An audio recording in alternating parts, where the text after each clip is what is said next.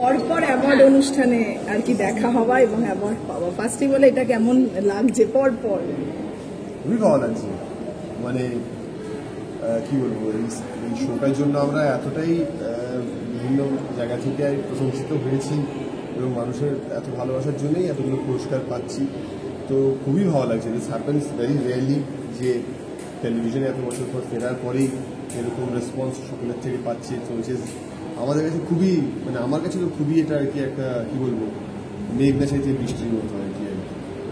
তুমি সুস্মিতা পুরস্কার পেতে সবসময় ভালো লাগে এবং দর্শকদের এত ভালোবাসা আমাদের প্রতি, এবং আমরা ভীষণ চেষ্টা করি আমরা সবাই যে আরও কীভাবে ভালো করা যায় যাতে দর্শকরা আরও ভালোবাসবে। তো অবশ্যই ভীষণ ভালো লাগছে।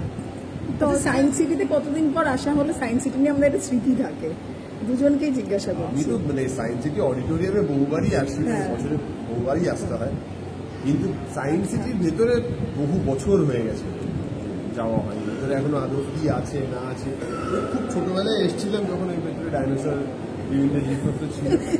আমি একবার এসেছিলাম, আমার খুব একটা মানে মনেও নেই ভেতরে কি কি আছে, এখন জানি না কি কি রয়েছে। একটা রোপ পেয়েছিল, এটা আমার মনে আছে, তো সেটাও এখনো আছে কিনা আমি জানি না। আগে দেখতে পেতাম রাস্তা দিয়ে যেতে আসতে দেখতে পেতাম যে রোপওয়ে হচ্ছে, সেটা এখনো আছে কিনা জানি না। আজকেও ম্যাচিং, এটাও কোইন্সিডেন্ট, খুবই কোইন্সিডেন্ট। আসলে আমাদের ভাইবটাই এখন, আমাদের এনার্জিটাই এখন এত ম্যাচিং, এত কোইন্সিডেন্স, কিছু করার নেই, যে ওই ভাইবেই হয়তো ম্যাচ হয়ে যাচ্ছে। তোমরা নিজেরা নিজেদের দেখে অবাক হবো না যে কি আজকেও এক এরকম একটা ব্যাপার? আসলে ও যদি আগে রেডি হয়ে চলে আসে তখন আর আমার কিছু বলার থাকে না যে আচ্ছা রেডি হয়ে চলে এসছে, বা আমি যদি ওকে পিক আপ করি তখন আমি দেখি যে ও আমি তো আগে এটা পরে এসেছিলাম, ওইটা পরে নামছে কেন। বাট ভালোই, ঠিক আছে, যতদিন এই ফ্রিকোয়েন্সিটা দুজনের মধ্যে রয়েছে, ম্যাচিংটা রয়েছে, ততদিনই ভালো। সুস্মিতা বলবো দুজনে চুপ করে না, বলছি যে আজকে কিছু নাম দেবে? আমার নাম লিখতে থাকবে, কিছু নাম দেওয়া হচ্ছে আজকে টুইন ওয়ান আইসক্রিম হতে হচ্ছে নাকি স্ট্রবেরি আইসক্রিম? হ্যাঁ, বেশ পেস্তা স্ট্রবেরি। আচ্ছা, রবিবার দিন এমনিতে বেরোনো হয় কখনো দুজনে? আমি জিজ্ঞাসা করছি, শুটিং না থাকলে। আমার রবিবার দিনগুলো আমার কাছে আতঙ্ক। কেন?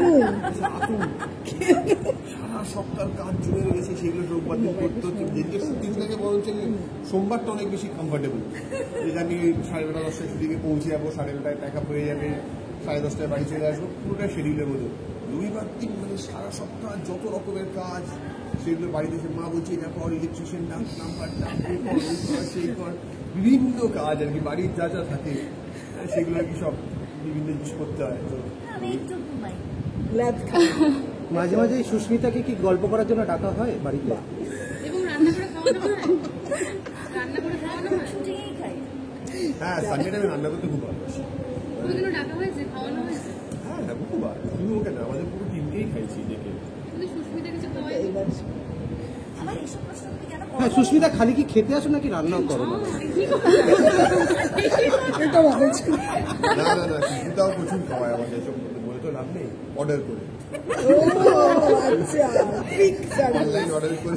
কি খাবে বলো?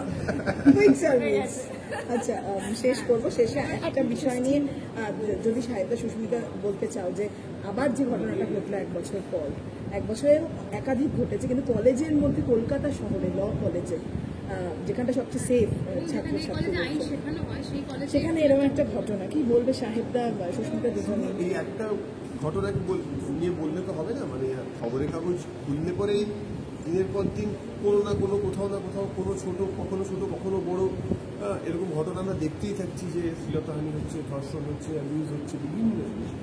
এই যতদিন না দৃষ্টান্তমূলক একটা শাস্তি হচ্ছে, যতদিন একটা এক্সাম্পল সেট করা হচ্ছে যে হ্যাঁ, সমাজের বিভিন্ন